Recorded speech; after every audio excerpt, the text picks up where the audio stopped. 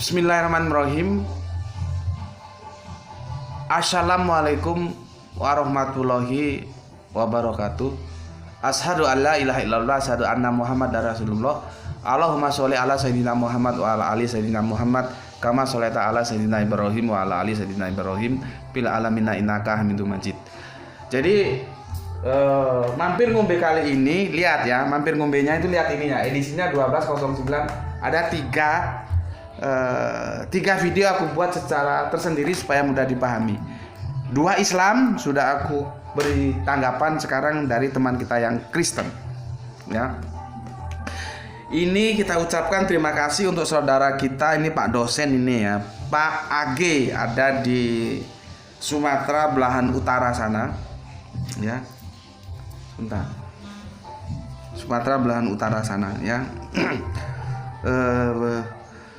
Pertanyaannya begini, akidah Islam harus dijelaskan dengan Al-Quran dan akidah Kristen harus dijelaskan dengan Alkitab. Kalau ditukar hasilnya bisa kacau balau.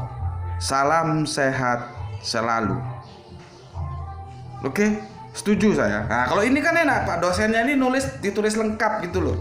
Jadi aku bisa mudah untuk memahaminya. Jangan aku dipersulit dengan tulisan-tulisanmu yang nggak ngena. Ya, jadi hari ini 3 ya, 2 Islam sudah aku jawab.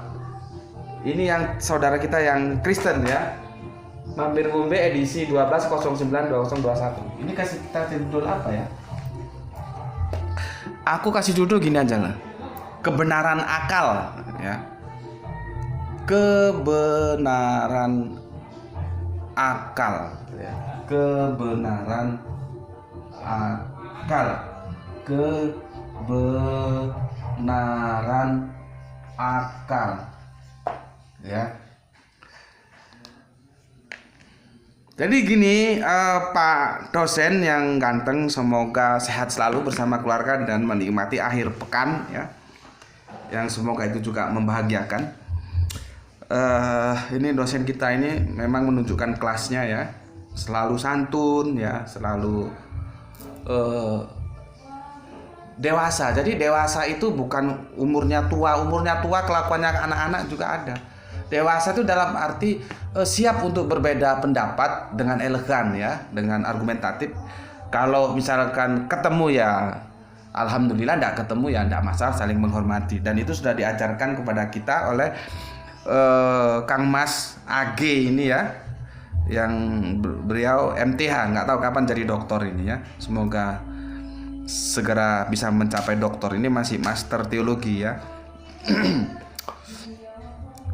Jadi apa yang Kang Mas sampaikan tentang akidah Islam harus dijelaskan dengan Al-Quran dan akidah Kristen harus dijelaskan dengan Alkitab, itu 100% aku setuju.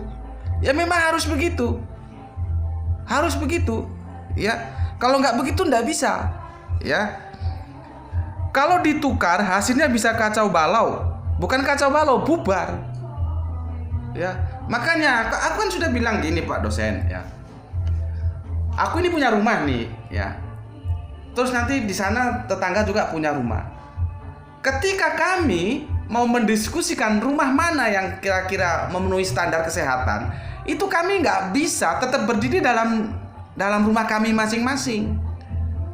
Maka aku harus keluar dari rumahku, dia juga harus keluar dari rumahnya menggunakan parameter kebenaran akal ini loh ya. Jadi bukan berarti aku akan menilai rumahnya berdasarkan keadaan rumahku atau sebaliknya dia akan menilai rumahku berdasarkan keadaan rumahnya. Bubar, tidak bisa. Dan aku tidak begitu. Tidak begitu, Pak dosen. Makanya kan aku bilang berkali-kali kepada kalian, kenapa sih aku tidak mau kalau kita sudah berbicara diskusi teologis itu lewat Zoom ya seperti ini. Karena dalam diskusi kalau sudah teologis itu perlu penjelasan-penjelasan yang detail sehingga tidak salah tangkap. Ini kan terjadi salah tangkap. Artinya apa? Apa yang dimaksudkan oleh Pak dosen ini benar aku amini dan aku begitu. Makanya kan aku sudah bilang, kalau aku diskusi itu aku bilang saat ini imanku, Islamku aku simpan dalam lemari dan sekarang yang berbicara adalah akalku. Jadi setiap apa yang keluar dari pernyataanku itu adalah akal, bukan karena keimananku. Karena keimanan, seperti aku bilang tadi, itu nanti bermain dengan perasaan. Padahal kebenaran dicari oleh akal. Yang benar itu cari dulu benar. Oh, ini benar, baru dijaga oleh hati. Ya. Aku tidak mau ketika aku dibilang, oh dia bilang bahwa Islam itu sempurna, ya jelas saja karena dia itu agamanya Islam. Oh, itu aku tidak mau. Makanya aku bawa ke lepas dari Islam. Dia dikeluarkan dulu. Begitu juga kita diskusi Pak dosen ya. Kemarin nggak salah itu aku tentang berbicara sebetulnya berbicara tentang anakronisme. Tapi karena itu menyangkut tentang dosa waris, maka aku harus menjelaskan sedikit tentang dosa waris. Ya. Jadi sebetulnya bukan tentang dosa waris, tetapi tentang anakronisme, tentang waktu. Begitu Pak dosen ya. Jadi dosa warisnya itu sebetulnya ya dosa waris itu bermasalah juga, tapi bukan bermasalah ditinjau dari Islam. Tidak boleh ditinjau dari kebenaran akal. Jadi begini Pak dosen ya. Ini sebuah rumah Islam ya. Ini sebuah rumah Kristen. Ini itu harus dibicarakan berdasarkan Alkitab. Ini Al-Quran, kan jenengan tulis begitu. Oh, aku setuju. Ya, aku setuju. Ini sebetulnya kalau kita tarik ke bahasa, ini masih nakiro, belum ma'rifat ini. Alkitab itu dia tidak eksklusif, inklusif. Kitab mana? Kalau ini sudah Al-Quran ya, itu sudah kitabnya sudah jelas Al-Quran. Tapi kita maklumi lah, kita ngerti yang dimaksud beliau ya. Jadi nggak kita permasalahkan lah itu ya. Ini sebuah rumah Pak dosen ya. Ini Islam. Ini Islam. Ini Kristen ya. Ini nggak boleh Kristen, dia tetap di dalam Kristen menilai Islam. Begitu juga dia tetap dalam Islam menilai Kristen. Nggak boleh. Ya, pasti bubar, nggak bisa. Makanya ini nggak bisa. Makanya kemarin kita harus keluar dari sini. Harus ada, kita diskusikan dalam ranah apa ini? Dalam nama akademis, itulah yang disebut dengan kebenaran akal. Kemarin aku sudah katakan hukum positif. Hukum positif itu di sini Pak dosen. Hukum positif. Ya. Jadi dia tidak di sini, tidak di sini. Di sini hukum positifnya Pak dosen. Ya. Oke. Ya. Jadi dia harus keluar dari Islam, dia menuju ke hukum positif. Jadi bukan katanya Islam, tapi katanya hukum positif. Dia juga harus keluar dari Kristen, harus menuju hukum positif. Ya. Ini yang aku maksud kemarin hukum positif. Bukan Islam tetap dalam Islam melihat Kristen, Kristen tetap dalam Kristen melihat Islam, ya bubar, nggak bisa, harus dibawa keluar, masing-masing harus berani keluar. Makanya ketika kita diskusi teologis itu kita harus berani keluar. Sebentar ya. Assalamualaikum Gus. Oh iya Gus, ini aku masih syuting, kira-kira 10 menit lagi aku turun ya. Sebentar kok. Iya, di rumahnya Gus Hendy ya. Oke. 10 menit aku turun nanti sebentar. Tak tuntaskan. Iya. Kita ketemu di sana kan? Oke. Waalaikumsalam. Ini mau ngaji lagi kami. Oke, aku tuntaskan dulu. Ya. Kita harus keluar. Maka kalau kita diskusi teologis, kita tidak berani keluar. Jangan main di habitat. Kalau di pondok pesantren namanya usuluddin, ya. Jadi usuluddin itu harus berani bongkar pasang iman. Keluar, masuk. Makanya aku bilang, ya. Berkali-kali aku bilang, makanya ya, hati-hati kalau kita belajar comparative religion. Kan aku sudah bilang, ini teman-teman Islam ya. Belajar kristologi itu bukan menu utama. Menu utama kita sebagai orang Islam belajar Islam. Kita wajib tahu tentang Islam. Baru nanti Kalau kamu ingin tahu kristologi, ya silahkan belajar, tidak masalah. Tapi sesuatu yang harus kamu ketahui dulu karena kamu Islam, itu adalah ilmu-ilmu tentang Islam. Bukan ilmu kristologi seperti ini yang aku ajarkan sama kalian. Enggak, ini kalau perlu. Kalau nggak perlu, nggak apa-apa. Dan tidak semua orang sanggup ke sini. Karena dia harus, kalau dia kristologi, dia melakukan comparativity, dia harus berani keluar. Jangan bicara Kristen tapi kamu tetap di Islam. Islamnya juga jangan bicara Kristen juga begitu. Jangan bicara Islam tapi kamu tetap di Kristen. Harus berani keluar, bongkar pasang. Gitu loh. Usuluddin itu sebetulnya begitu. Pondok pesantren itu kalau ada mata kuliah usul seharusnya berani begitu. Jangan ngomongin rumah orang tapi kamu masih tetap di dalam rumahmu. Gitu. Oke, paham ya Pak dosen ya? Makanya untuk teman-teman Islam yang kemarin mengatakan kalau Gus Beti itu memberi kajian kristologi, aku kapanpun akan selalu, intinya dia welcome gitu. Tapi kalau Gus Beti menjelaskan tentang Islam gitu, sepertinya yang dia itu tidak welcome gitu ya. Bahasanya gitulah gampangannya. Menurutku itu kan goblok begitu ya. Karena setiap orang Islam harus familiar dengan Islam. Gitu loh. Itu kan komentator goblok bilang begitu. Ya. Tidak mungkin aku belajar kristologi tetapi aku sebagai orang Islam tidak belajar Islam. Masalah Islam yang aku pahami berbeda dengan Islam yang kamu terima dari guru-gurumu, itu hal lain. Tapi jangan kamu terus membagi aku dalam domain, oh ini spesialis kristologi. Enggak begitu. Kristologi itu hanya ilmu tambahan kalau kamu merasa perlu. Itu pun ada syarat. Kamu harus siap bongkar pasang seperti ini. Kalau enggak jangan berenang di tepi jangan bermain di tepi pantai kalau kamu tidak pandai berenang. Gitu loh.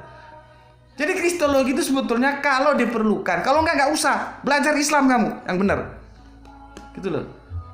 Jadi kan enggak mungkin aku bisa bicara tentang Islam kalau enggak aku belajar Islam. Nggak mungkin aku tidak belajar Islam aku sebagai orang Islam. Kok aku mau dikapling ini khusus kristologi, kalau Islam nggak deh, itu kepalamu itu. Ya, kalau orang tempatku sana si antar dong ku tokok kepalamu. Ya, itu orang geblek yang bilang begitu. Oke, lanjut Pak dosen ya. Kan kemarin kita berbicara tentang waktu Pak dosen, ya. Ini Pak dosen. Nih, sebetulnya kan tentang dosa waris, tapi fokusnya ke waktu, Pak dosen. Tuh, ini nampak tuh? Nampak. Kan aku bilang gini, Pak dosen, ya. Bapak Abdullah itu di sini. Bapak Abdullah, ya. Ini pra Islam. Ini pasca Islam. Dari sini ke pra Islam, Pak dosen, Pak Abdullah itu harus melalui waktu 40 tahun plus wafatnya, karena kan Kanjeng Nabi itu diangkat jadi dosen. Jadi Nabi itu usia 40 tahun. Berikut juga sebelum Kanjeng Nabi lahir, Pak Abdullah sudah wafat. Itu Pak dosen ya. Islam itu di sini, pra Islam itu di sini. Jadi ditegakkannya hukum itu di sini. Makanya aku bilang, kalau dalam hadis itu ya, yang dimasukkan neraka itu adalah Pak Abdullah, itu bertentangan dengan hukum positif. Ini loh Pak dosen, hukum positif. Karena hukum positif itu tidak berjalan mundur, dia berjalan ke depan sana loh Pak. Ini loh, aku menggunakan hukum positif. Ya, artinya apa? Cara pandang Islam itu sejalan dengan hukum positif. Hukum positif sejalan dengan cara pandang Islam. Hukum positif itu dibangun atas kebenaran akal. Kita sebagai manusia, kalau kita sudah tidak percaya terhadap kebenaran akal, ya kita bukan manusia. Gitu loh. Karena yang membedakan kita dengan yang lain, dengan kerbau, dengan sapi, dengan harimau, itu akal. Ya. Makanya rumah sakit jiwa itu seharusnya diganti rumah sakit akal. Nggak ada jiwa yang sakit, akal. Aklinya sakit. Sehingga dia tidak bisa membedakan ini pantas, ini tidak pantas, ini sopan, ini tidak sopan, ini baik, ini buruk. Itu akal, bukan jiwa. Kalau aku punya kekuasaan, tak ganti semua itu. Bukan rumah sakit jiwa, tapi rumah sakit akal. Karena akal yang sakit, jiwa tidak pernah sakit. Itu loh. Jadi salah itu bahasanya. Ya. Jadi gini Pak dosen, ya. Ini juga kemarin kan didukung oleh ayat Al-Qur'an, kan sudah aku jelaskan. Nabi itu diutus dulu. Nanti aku akan menjelaskan tentang musik ya. Itu juga bicara tentang hukum, ya. Karena itu diminta oleh teman kita yang Yahudi atau Nasrani, itu agak lupa. Sudah lama. Ada beberapa hari belum aku jawab, nanti aku jawab. Ya. Jadi begini, Nabi itu diutus dulu Pak dosen. Nabi diutus membawa, makanya disebut Nabi Anaba, berita besar, atau Rasul, risalah, pesan ya. Pesannya itu, risalahnya itu yang disebut din itu disampaikan kepada publik. Publik tahu, nah sekarang ini aturan hidupnya. Nah, ketika dia melanggar, maka dia akan dihukum. Jadi nabinya diberi dulu, ajarannya diberi dulu, baru hukum itu ditegakkan. Lah kalau di sini Pak dosen, ya, bagaimana Bapak Abdullah mau dihukum? Sedangkan hukumnya baru di sini. Maka dia akan menjadi anakronisme, nggak benar. Maka yang benar ini adalah siapa? Abu Tholib, pamannya. Ya, kalau pamannya sudah menerima Islam, menerima pengajaran maksudnya. Sudah disampaikan, sudah diajarkan lewat Kanjeng Nabi. Hidupnya itu hidup di dalam pasca Islam. Kalau ini pra-Islam, nggak bisa dihukumi dengan hukum Islam. Nah, inilah yang aku sebut dengan hukum positif Pak dosen. Paham ya? Ini pahami dulu Pak dosen. Sebelum itu aku nanti lari ke soteriologi salib, ya. Oke. Jadi hukum positif ini akan menghakimi. Oke ya. Paham ya? Oke, sekarang aku ganti nih. Ini aku ganti ya. Ini pra penyalipan. Ini pasca penyaliban. Oke. Orang-orang yang diselamatkan yaitu yang udah ditebus oleh Yesus lewat penyalipan, yang menerima soteriologi salib yang dibangun oleh Paulus itu menjadi jalan keselamatan. Itu di sini Pak dosen. Ya. Di sini nih. Sementara di sini nih belum Pak dosen. Karena apa? Hukumnya tuh peristiwanya baru di sini. Sedangkan hukum keselamatan itu harus universal. Dia berlaku sekarang, masa lalu dia berlaku, masa kini berlaku, masa yang akan datang berlaku. Kalau konsep keselamatan yang dibangun Paulus itu terganjal oleh anakronisme. Sekarang ya, kalau orang yang di sini setelah menerima hidup dalam pra penyalipan Yesus, menerima Yesus sebagai juru selamat, dia selamat. Oke.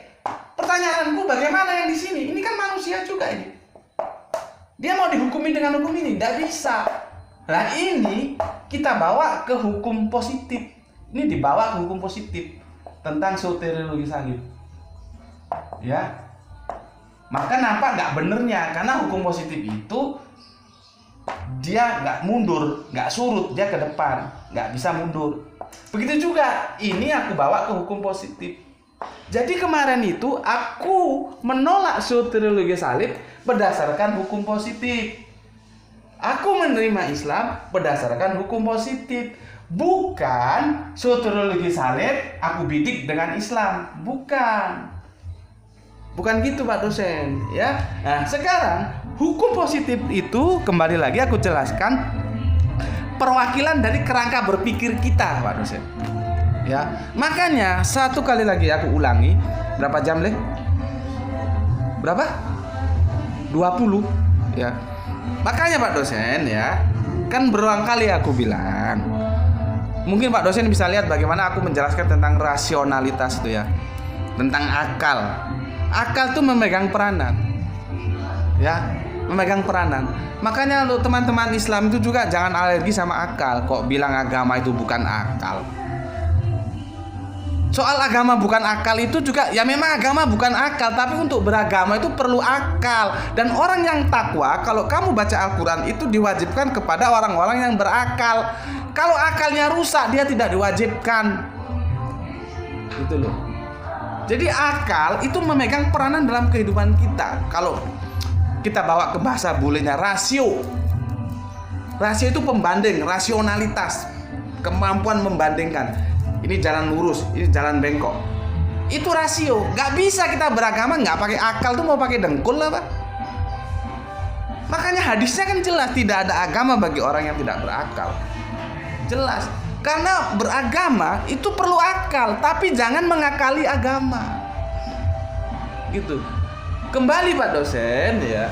Hukum positif itu adalah kebenaran akal. Lah kalau kita sebagai manusia sudah tidak percaya terhadap kebenaran akal, di mana letak kemanusiaan kita? Itu yang aku maksud. Paham ya? Jadi bukannya ini dibidik dari sini, ini dibidik dari sini, enggak. Ini kita bawa keluar, masing-masing keluar. Kita gunakan hukum positif. Ya, makanya kemarin ya kalau Pak dosen mungkin nggak tahu ya, kalau teman-teman Islam tahu, aku menggunakan istilah ada tadabur, ada tafakur.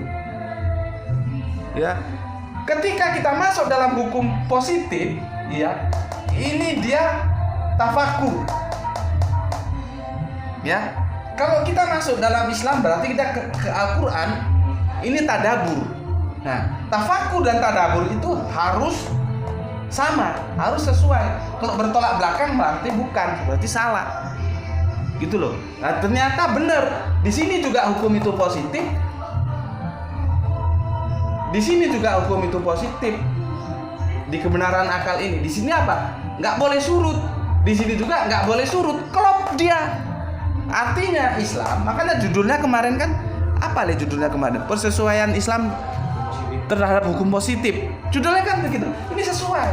Nah sekarang Pak dosen coba, soteriologi salib ini sesuai dengan hukum positif? Kalau Pak dosen bawa ke Alkitab, oke, ya. Tapi ketika diuji dengan hukum positif berdasarkan kebenaran akal, bisa nggak orang sebelum penyalipan Yesus, pasca penyalipan Yesus, katakanlah orang yang hidup di zaman Nabi Musa, akan dihakimi oleh soteriologi salib, dan ketika dia menolak soteriologi salib maka dia tidak selamat, bisa nggak?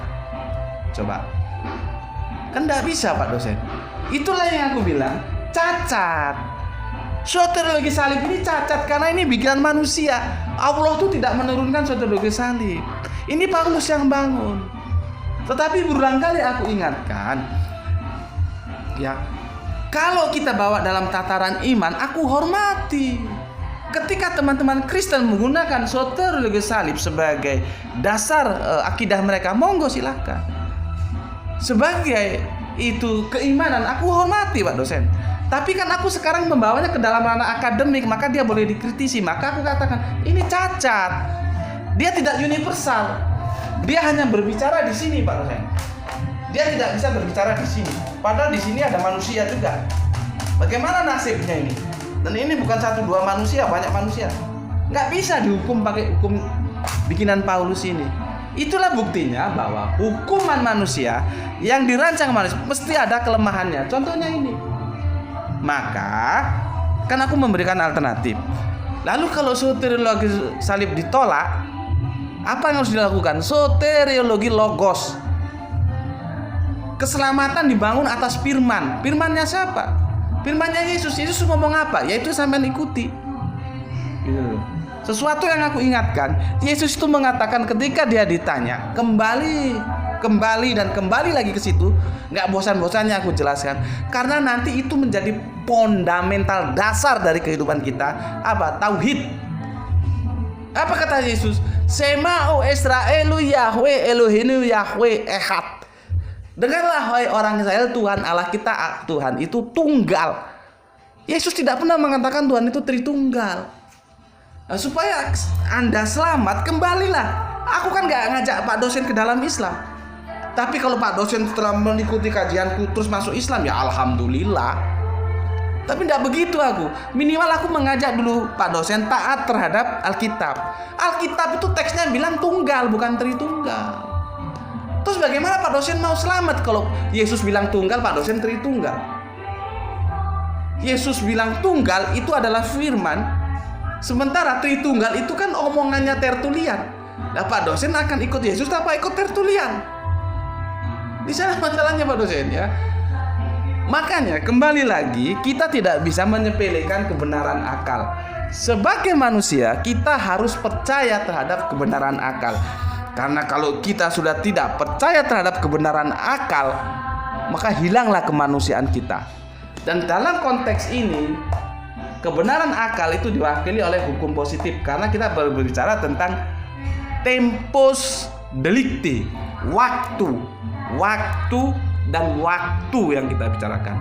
Begitu Pak dosen penjelasan dari aku. Tapi sebelumnya aku ucapkan lagi-lagi terima kasih ya telah mau bergabung di sini, dan teman-teman lain cukup gembira dengan kehadiran Pak dosen ya, orangnya bagus, baik, santun ya. Maka kita juga tidak terlalu berlebihan kalau harus mengucapkan terima kasih, karena kita juga bisa belajar lewat beliau bagaimana sih diskusi yang santun itu gitu ya. Jadi belajar itu kepada siapa saja gitu ya. Oke, itu dari aku Pak dosen, semoga puas. Nanti kalau kurang puas bisa ditanya lagi. Begitu juga untuk teman-teman semua. Ini aku harus sudah ditelepon tadi, harus ngaji lagi. Waktunya sempit jadi bingung. Ini sudah ditunggu di sana ya. Oke, itu dari aku. Untuk teman-teman Islam, ayo kita doakan semua saudara-saudara kita yang sudah mengambil bagian dakwah ya. Baik lewat yang nggak punya duit, mungkin lewat anti skip, yang lewat duit mungkin lewat mengisi infak dakwah ya. Jadi kita doakan semua yang telah mengambil bagian mendukung kegiatan dakwah kita ini, Allah beri barokah dalam kehidupannya. Amin amin ya rabbal alamin. Oke, bismillahirrahmanirrahim. Alhamdulillahirabbil alamin.